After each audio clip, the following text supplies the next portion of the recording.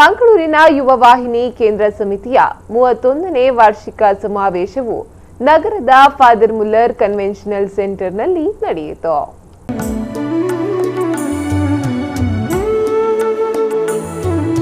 ಕಾರ್ಯಕ್ರಮವನ್ನು ದೀಪ ಬೆಳಗಿಸಿ ಉದ್ಘಾಟಿಸಲಾಯಿತು.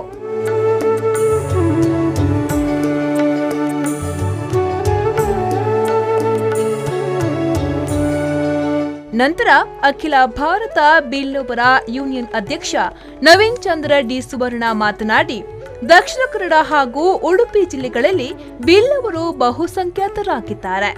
ಗ್ರಾಮೀಣ ಭಾಗದಲ್ಲಿರುವ ಸಮಾಜ ಬಾಂಧವರನ್ನ ಮುಖ್ಯವಾಹಿನಿಗೆ ತರುವ ಕೆಲಸ ಆಗಬೇಕಾಗಿದೆ ಎಂದರು. 2018-19 ಸಾಲಿನ ಅಧ್ಯಕ್ಷರಾಗಿ ಬಹುಶಃ ಅಧ್ಯಕ್ಷತನ್ನು ಸ್ವೀಕಾರ ಮಾಡಲಿಕ್ಕೆ ಇರುವಂತಹ ಪುತ್ತೂರಿನ ಆತ್ಮೀಯರಾದಂತಹ ಜಯಂತ್ ನಡುಬೈಲ್ರವರ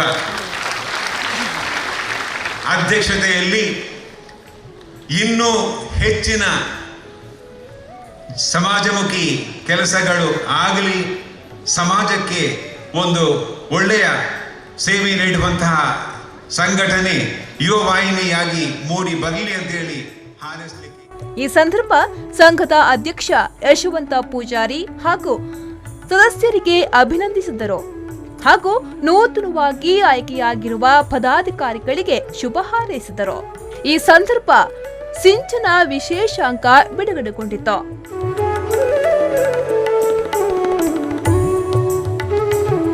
ಇನ್ನು ಮಹಿಳಾ ಮತ್ತು ಮಕ್ಕಳ ಕಲ್ಯಾಣ ಇಲಾಖೆಯ ಸಚಿವೆ ಡಾಕ್ಟರ್ ಜಯಮಾಲರನ್ನ ಸನ್ಮಾನಿಸಲಾಯಿತು.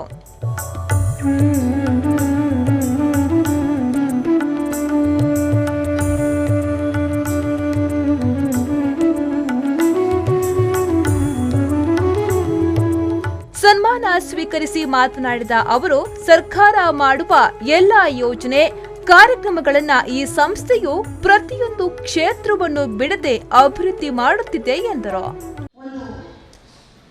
ಸರ್ಕಾರ ಮಾಡುವಂತಹ ಎಲ್ಲ ಯೋಜನೆಗಳನ್ನ ಕಾರ್ಯಕ್ರಮಗಳನ್ನ ಒಂದು ಸಂಸ್ಥೆ ಅಚ್ಚುಕಟ್ಟಾಗಿ ಇಡೀ ವರ್ಷ ಪ್ರತಿ ಒಂದು, ಅದು ಆರೋಗ್ಯ ಇರ್ಬೋದು, ಅದು ಸಾಂಸ್ಕೃತಿಕವಾಗಿ ಇರ್ಬೋದು, ಅದು ಆರ್ಥಿಕವಾಗಿ ಇರ್ಬೋದು, ಅದು ಮಹಿಳೆ ಇರ್ಬೋದು, ಅಥವಾ ಅದು ನಿರ್ಲಕ್ಷ್ಯಕ್ಕೊಳಪಟ್ಟಂತಹ ಮಹಿಳೆ ಇರ್ಬೋದು, ಮಕ್ಕಳಿರ್ಬೋದು, ಸಮಾಜದ ಬೇರೆ ಬೇರೆ ವಿಭಾಗಗಳಲ್ಲಿ ಉದ್ಯೋಗ, ಆರ್ಥಿಕತೆ, ಸಾಮಾಜಿಕವಾಗಿ, ಆರ್ಥಿಕವಾಗಿ, ಶೈಕ್ಷಣಿಕವಾಗಿ ಪ್ರತಿ ಒಂದು ಕ್ಷೇತ್ರವನ್ನು ಕೂಡ ಬಿಡದೆ ನಾನು ಆ ಕಾರ್ಯಕ್ರಮವನ್ನು ನೋಡ್ತಾ ಇದ್ದೆ. ನನಗೆ ಎಷ್ಟು ಸಂತೋಷ ಆಯಿತು ಅಂತಂದ್ರೆ, ಬಹುಶಃ ಇದು ನನ್ನ ದಕ್ಷಿಣ ಕನ್ನಡದ ನನ್ನವರಿಗೆ ಮಾತ್ರ ಸಾಧ್ಯವಿದೆ.